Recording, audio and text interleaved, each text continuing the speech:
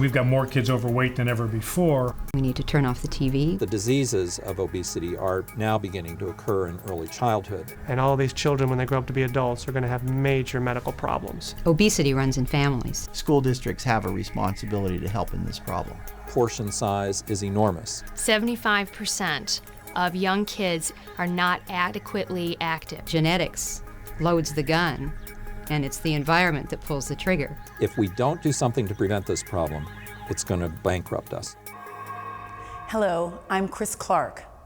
This edition of Creating Health focuses on childhood obesity. It's a call to action to tackle what many say is the most significant health problem facing the United States today.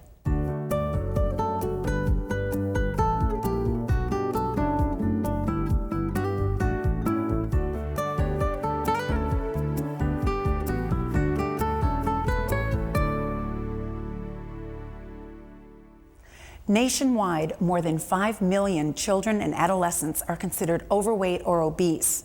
We'll hear from educators, healthcare providers, and community activists about the causes and consequences of this national crisis and about what they're doing to reverse this trend. Overweight can only result from an imbalance of what you eat for what you use up. Over decades, we've been building activities out of our lives on a regular basis. That was okay as long as we still could walk to school, to parks, to play. Today, television is so good, computer games are so good, and in some neighborhoods, you really are reluctant to send kids outside, so kids end up simply being physically inactive for long periods of time. And all these children, when they grow up to be adults, are going to have major medical problems that would include elevated blood pressure, early diabetes, arthritis, worsening asthma, and cancer. And all of these things can help be staved off for longer periods of time, or even prevented in some cases, if we prevent the teens or the children from becoming overweight teens. The good news is that prevention doesn't really require drastic action. Prevention really requires small changes. 100 calories a day for most children will make the difference. So increasing expenditure or decreasing intake by 1 cookie a day would be enough to prevent excessive weight gain over time. If we're mandated to do this by the state, then why aren't we doing this? We do all these other screenings. We do hearing, if there's a hearing or vision problem with scoliosis, call the parents. They have to be informed. They should go see their doc. They should go to the ophthalmologist, blah, blah, blah. Here we go. We have this other problem, and we're supposed to put it in a drawer. We're supposed to sit on this information, and we're supposed to act like nothing's going on. Well, we act like nothing's going on. Pediatricians act like nothing's going on. Who has responsibility for this problem? I'm not saying we have sole responsibility, but we do have a piece in this. Overweight is a health problem. It's not a cosmetic problem. Administrators and health educators at the East Penn School District near Allentown acknowledge that view wholeheartedly.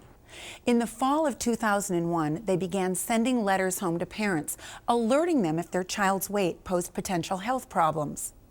George Julkowski, Director of Pupil Personnel Services, drafted the letter. The decision to proactively address the problem, he says, was a difficult one. We literally did about 12 to 13 drafts of that letter. We meticulously looked at every word and took it apart, and we were trying to be sensitive. When we got the letter that said that one of our kids had a high BMI, we're both active, and so I admit it was a bit of a shock.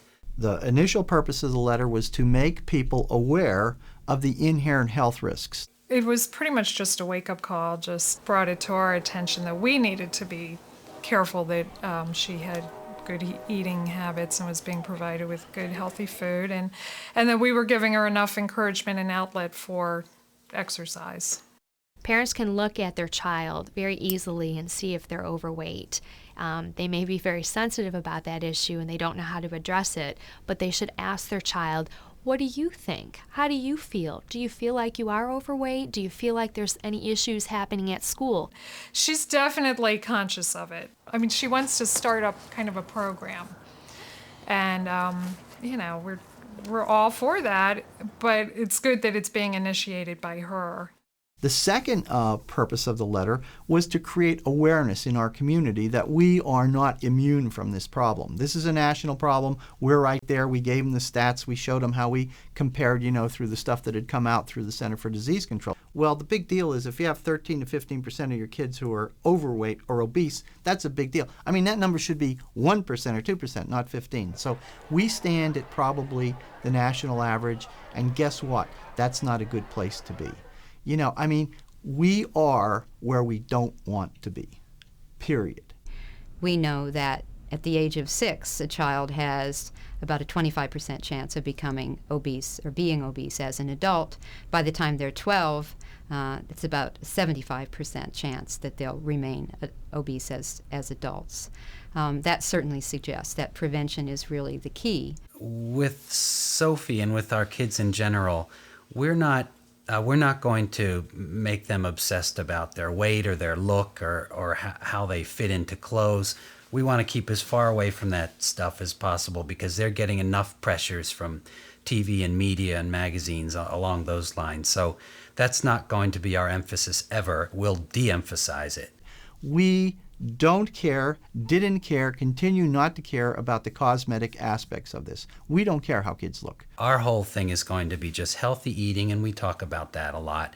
But probably even more than healthy eating, I think, for me, is just staying fit, staying active. I think that goes a long ways just toward long-term health and weight control. It's more being aware of portion, what's appropriate for her age, because I tend to just give all the kids the same amount and kind of recognizing, okay, they're different ages, they should get different amounts. And we hadn't even thought of that. It's kind of ridiculous to admit, but we think about that all the time.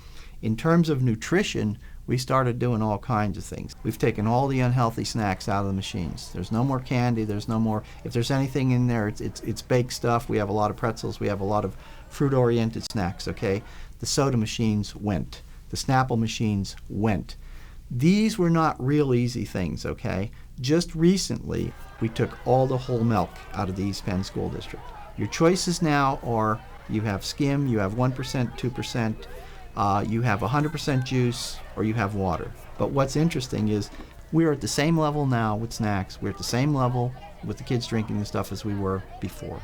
So we're looking for vendors that are out there that can help us to offer better snacks in our machines, but it's a problem because it costs a lot more for better snacks. It is possible to change children's preferences within cafeteria lines. There's been a very nice study which shows that when you subsidize the cost of fruits and vegetables and make them attractive, children and teenagers will eat them. Now, subsidizing the prices of those is not a sustainable strategy. But we've shown in another study that if you increase the price on the less healthful alternatives, you can continue to subsidize the fruits and vegetables, show the same impact on consumption, and it's revenue neutral. That is, the bottom line remains the same. This awareness thing has gone to every level. It's with the kids, it's with the parents, it's with our faculty, it's with the school district as a whole. I'm pretty confident it'll work itself out, but I certainly appreciate the school kind of bringing it to our attention. I believe that schools can make a difference. I think schools better be part of making a difference, or else all these problems we're talking about, they're not going to be isolated to homes and families and medical institutions. They'll creep back into schools, and we're going to have unintended consequences for kids who aren't very fit, who aren't really alert, who aren't doing their best in, don't have the ability to do their best in school. One of the biggest concerns and the most radical developments associated with childhood overweight is the increased frequency of type 2 diabetes. Dr. Ronald Williams runs the Pediatric Multidisciplinary Weight Loss Program at Penn State Children's Hospital. One of only a small but growing number of clinics geared toward overweight children, its weight loss program is designed to be simple and easy to follow. I started to get a handful of type 2 diabetics, which is the adult onset diabetes that I never saw before in my career. And now I had 5 to 10 I was managing. And we decided we needed to do something about obesity. So we came up with a program, and it worked out very well. I tell them, your blood pressure's elevated. You've got the markings on your neck that suggest that you're have higher levels of insulin in your body than you need to, and these are the precursors for elevated blood pressure and diabetes. I focus on their family history and say, here's where we're at and here's where we're going. I can usually see their growth curves, which they're usually growing exponentially. I can plot them out and just show them the line that says when they get to be 18 to 20 years of age, they're going to weigh anywhere from 250 to 400 pounds. And that's a big eye-opener for the kids, the teens, and the parents. Most of my friends are smaller than I am, and I don't know, it made me feel different, really different.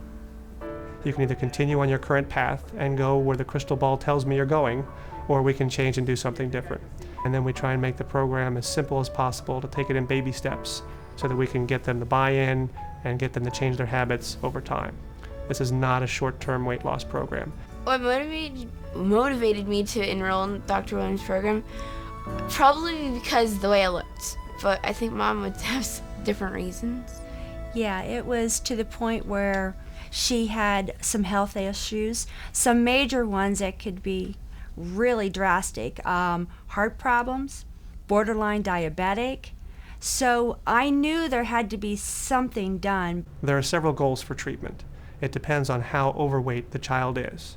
For those children who are just moderately overweight and not in the obese category, a lot of times we just talk about weight maintenance to allow them to stay at this current weight and let them grow into their weight as they get older.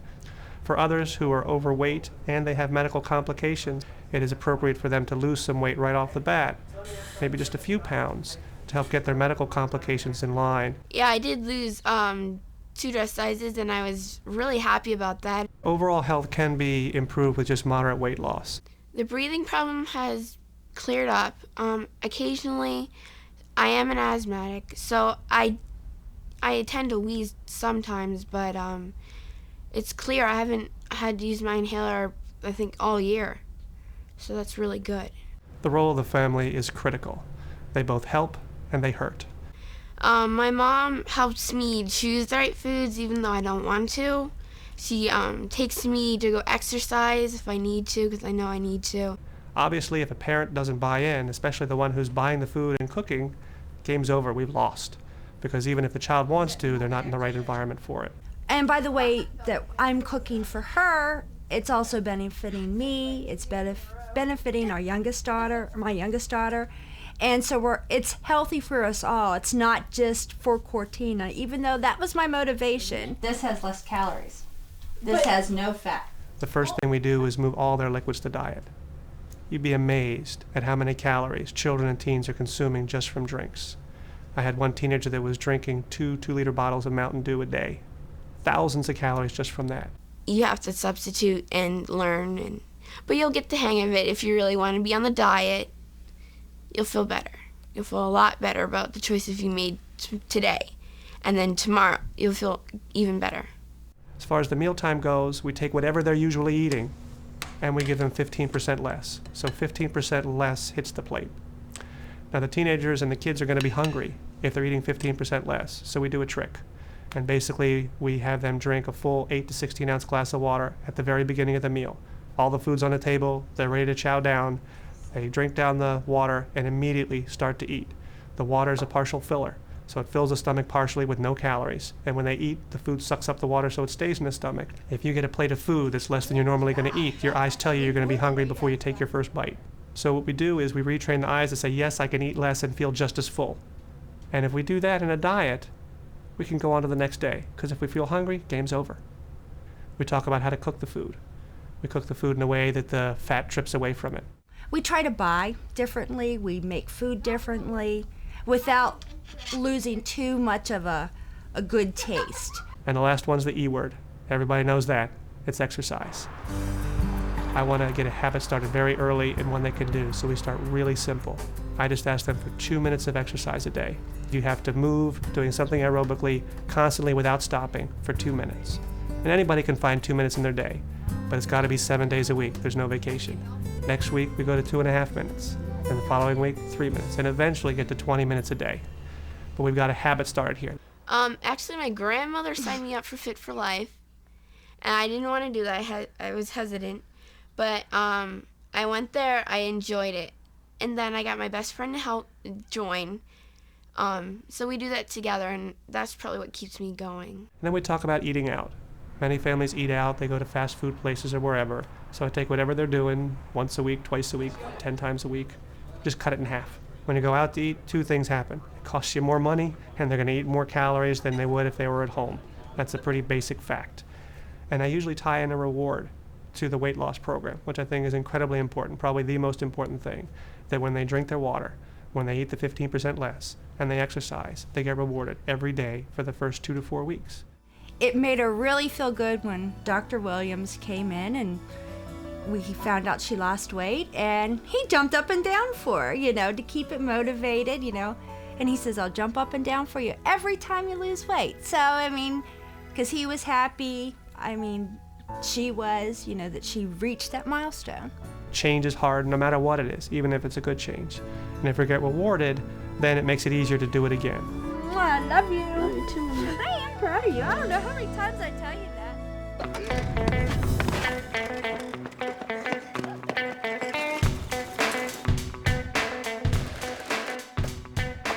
Kids should be active at minimum 30 minutes of moderate to vigorous physical activity in a given day. Nearly 75% of kids in the United States do not meet those minimum guidelines. Children come into this world physically active, but somewhere, we think about age 10 to 12, they start slowing down, and there is a little bit of evidence to suggest that about that age, youngsters make a decision. I'm physically active, I'm athletic, that's my thing, or that's not my thing. Unfortunately, kids feel that if they aren't engaged in a structured activity like soccer or Little League baseball, that they don't have any opportunities to be physically active. And this is untrue. There's a lot of new programs out there. Today there's a change, there's a revolution going on in physical education.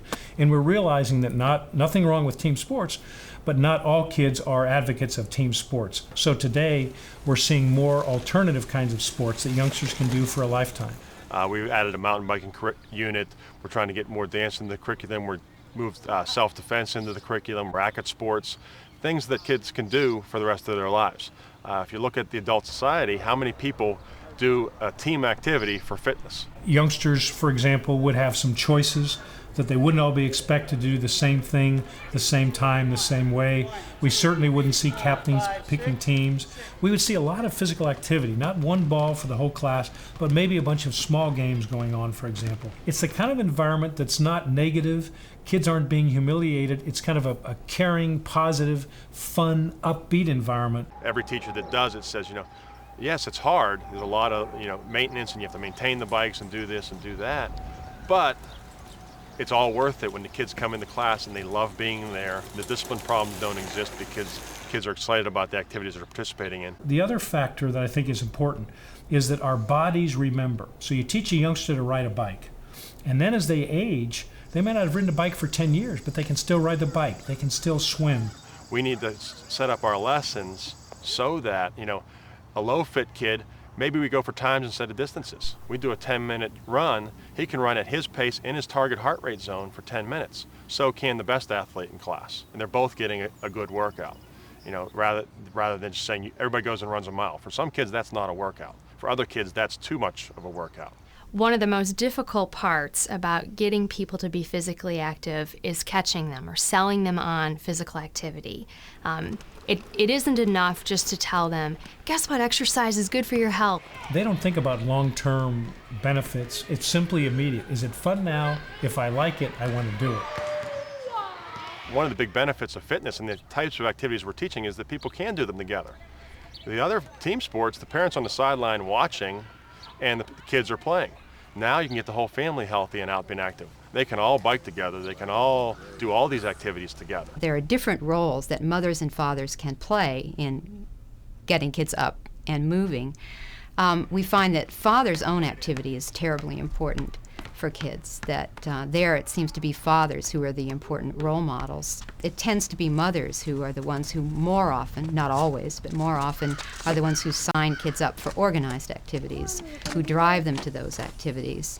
And mothers may also, of course, be good models. Unfortunately, right now, we know that girls and women at all ages are the most sedentary at any age compared to men. And so the critical question is why? Why are girls less active? When you look at factors like sweating and messing up your hair, and girls are developing at this time. They're very self-conscious about their body and their shape.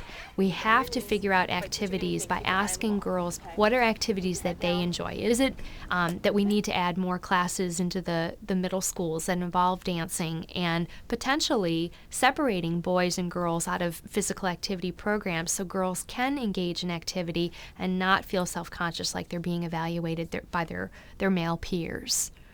One of the recent innovations that was probably not designed to motivate kids to be physically active, but that is in fact encouraging a lot of kids to be physically active, is a video game called Dance Dance Revolution.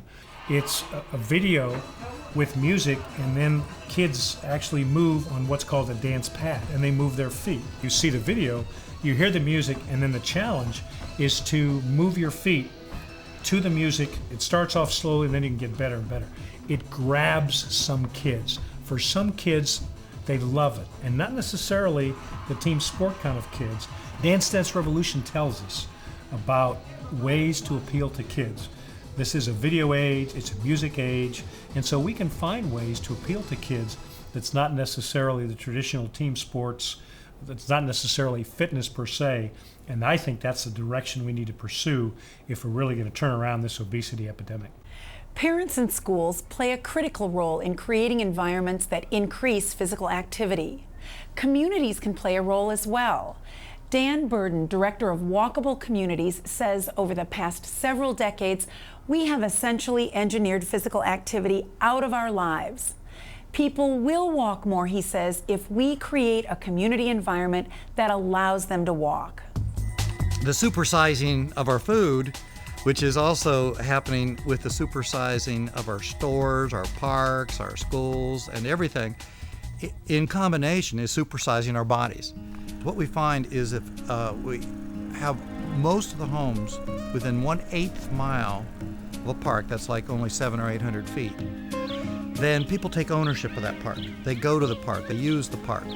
If the park is as far away as, say, 1/4 mile, most people no longer think of that as their park, and therefore might not even go to it.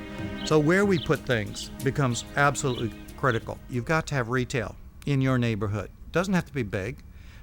Just something as simple as a dairy bar or a little tiny grocer or druggist or something like that gives a person a destination, a place to go to, an excuse. Every time there's a post office, and now it's on the suburbs or the edge of town, it means more and more people are going to get in a car to go to their post office and no longer walk there. So when things become too big, they destroy the ability for people to go out and do the simple things like take walks. Working on solutions to the obesity epidemic is a community-wide effort in West Philadelphia.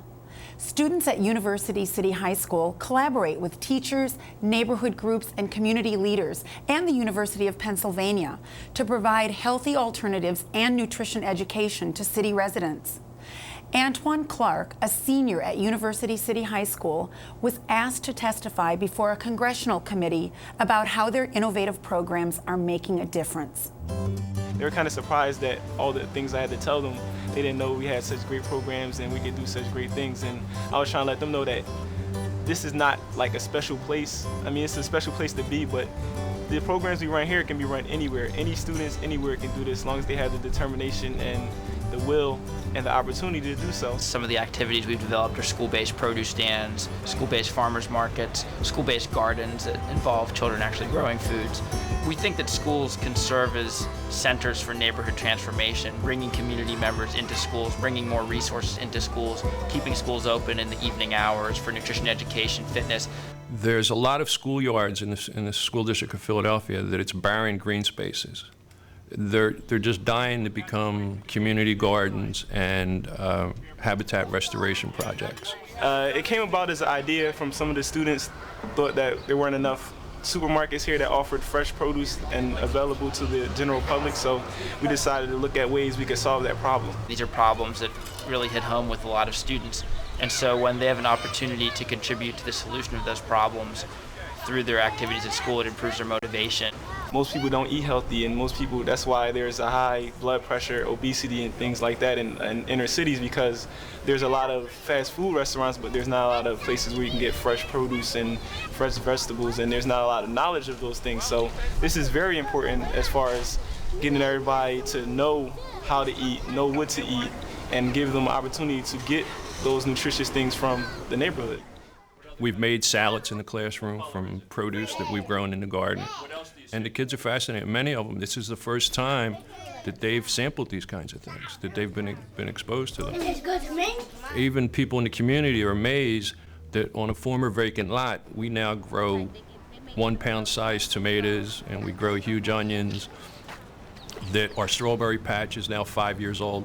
We've done some evaluation to show that young people involved in growing food are more likely to eat a greater variety of foods, especially, to try the foods that they're producing. It's what we as adults expose them to. From the gardening project and things that I've done with kindergarten kids, it's amazing. Don't underestimate what a 5-year-old can understand and what concepts they can pick up at an early age. They might not understand all the nutrition concepts at 5 years old, but when they get to middle school and their reading improves, they will be able to understand and become an educated consumer at a much earlier age. Parents, educators, healthcare providers, we all have a stake in this.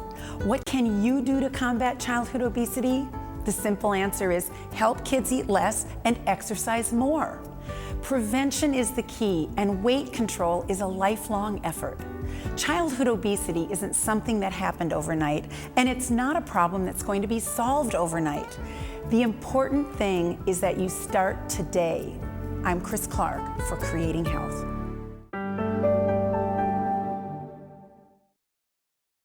A copy of the program you've just seen can be purchased through Penn State Media Sales at mediasales.psu.edu or by calling 800-770-2111.